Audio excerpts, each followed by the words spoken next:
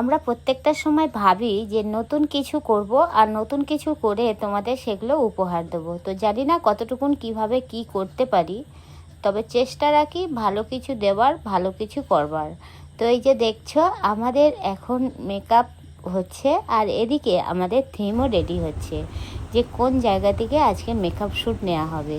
যেহেতু আজকের আমাদের 3টে বাচ্চা জোগাড় করেছি, যেখানে কিনা জগন্নাথ, বলরাম এবং সুভদ্রা, এই 3টে লুক আমরা ক্রিয়েট করতে চলেছি।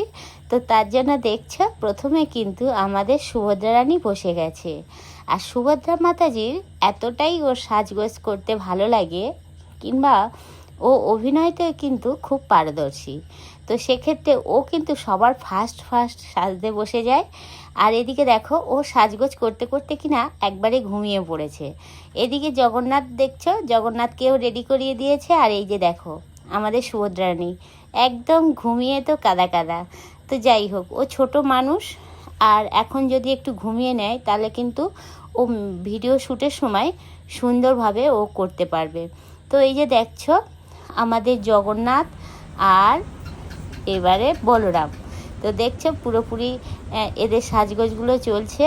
আর ওদিকের কারিকার্যগুলো তোমাদেরকে দেখাই। পিছনে যেগুলো আমাদের আজকের থিম হয়েছে একটা মাদুরের উপরে কলকা করা। আর এখন আমরা প্রত্যেকটা শ্যুটে দেখা যায় যে মাদুর দিয়ে সেখানে কলকা করে। তো সেই ট্রেনিংটা আমরা ঠিক করে রেখেছি যে এইভাবে হবে।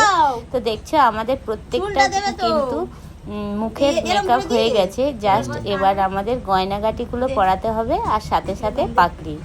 তো এদিকে দেখো, যেহেতু অন্যান্য সময় আমরা কি করি একজন কিংবা দুজন সাজি, আর আজকে যেহেতু 3জন, তো একটু তো সময় লেগেছে।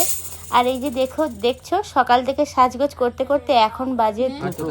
আর এই 2টোর সময় দেখো সুভদ্রা রানী তার 2 দাদাকে খাইয়ে দিচ্ছে। আর এদিকে ও খাওয়াতে খাওয়াতে ওর ইচ্ছা করলো যে ও মিষ্টি খাবে। তো তার জন্য দেখছো মেকআপ শ্যুট কিন্তু বন্ধ চলছে। আর কিছু কিছু সময় বাচ্চাদের নিয়ে শ্যুট করলে ঠিক এরকমটাই হয়, যখন ওর আবদারটা না ঠিকঠাক পূরণ হয় তো ও ঠিকঠাক আমাদের শ্যুটে ওর মনটা থাকে না। তো এই দেখো প্রভু জগন্নাথের জন্য আমি মালপোয়া বানিয়েছি, আর আমার সুভদ্রা রানী খাওয়াবে জগন্নাথকে। না ধরো,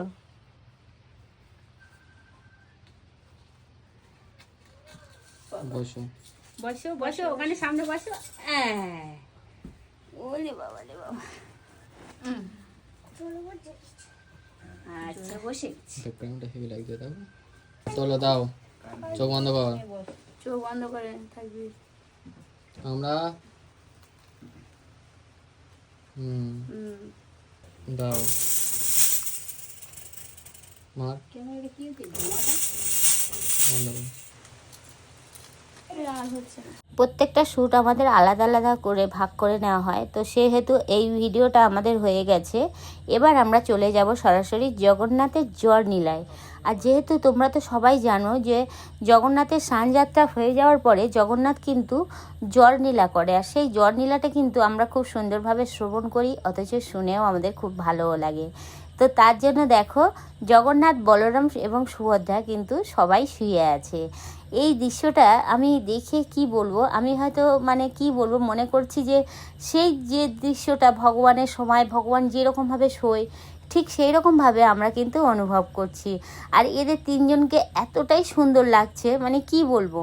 তোমাদের হয়তো ভালো লাগতে পারে, ভালো না লাগতে পারে, না অবশ্যই তো লাগবে, ভগবান কিন্তু কখনো খারাপ হয় না।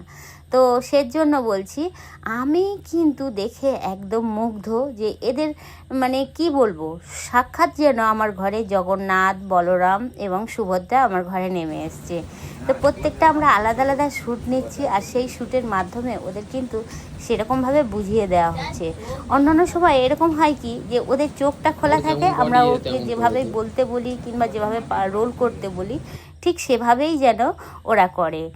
আর এইদিকে শ্যুট চলাকালীন আমাদের কারেন্টটাও চলে গেছিলো, আর কারেন্ট চলে যাওয়ার সাথে সাথে বৃষ্টি তো এসছে। কারেন্টটা কেন গেছে সেটা তো বুঝতে পারছো। তো দেখো বৃষ্টির মধ্যে এবার আমার জগন্নাথ, বলরাম এবং সুভদ্রা খুব সুন্দরভাবে নৃত্য করছে, যদিও আমাদের শ্যুটটা কমপ্লিট হয়ে গেছে।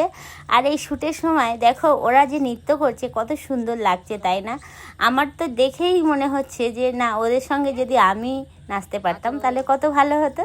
এই যে দেখছো জগন্নাথ বলরাম এখন নৃত্য করছে। যদিও এরপরে আমরা আরেকটা শ্যুট করেছিলাম এর আগে, সেই থিমটা আমরা এর সঙ্গে জুড়ে নেব।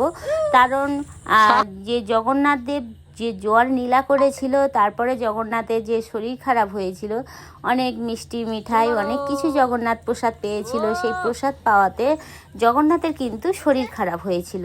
আর সেই শরীর খারাপ হওয়ার কারণে কিন্তু সেই আমরা দৃশ্যটা করেছিলাম, যেটা নিমের পাচন করে জগন্নাথ দেবকে দিয়েছি। হয়তো পুরোপুরিটা আমরা তুলে ধরতে পারিনি, কারণ আমাদের হাতে কিন্তু লোক সংখ্যা খুবই কম। তো তার জন্য এই ছোট ছোট বাচ্চাদেরকে নিয়ে আমরা চেষ্টা করেছি অনেক কিছু তুলে ধরবার। যেহেতু জগন্নাথের নীলা 100 বেশি, তো সেই নীলাটাকে আমরা সম্পূর্ণ করতে হয়তো পারবো না, তবুও চেষ্টা করেছি যে ভগবানের কিছু কিছু নীলা আমরা তুলে ধরেছি।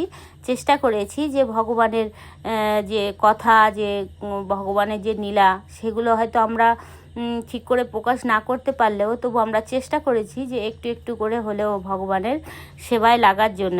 এটা কিন্তু একটা সেবা। আমরা মনে করছি যে শুধু আমরা একটা ভিডিও করে ছেড়ে দিলাম, তার থেকে কিছু ইনকাম তো অবশ্যই হবে, সেটা কথা বলছি না, কিন্তু আমরা চেষ্টা করি যে ভগবানের কিছু কিছু জিনিস, যেগুলো আমাদের ভগবানের কথা আমরা এই পাঠের মধ্যে তুলে ধরি। আর চেষ্টা করি যে ভগবানকে অন্তত, আমরা তো আর সেরকম পাঠক না যে একটা এতে বসে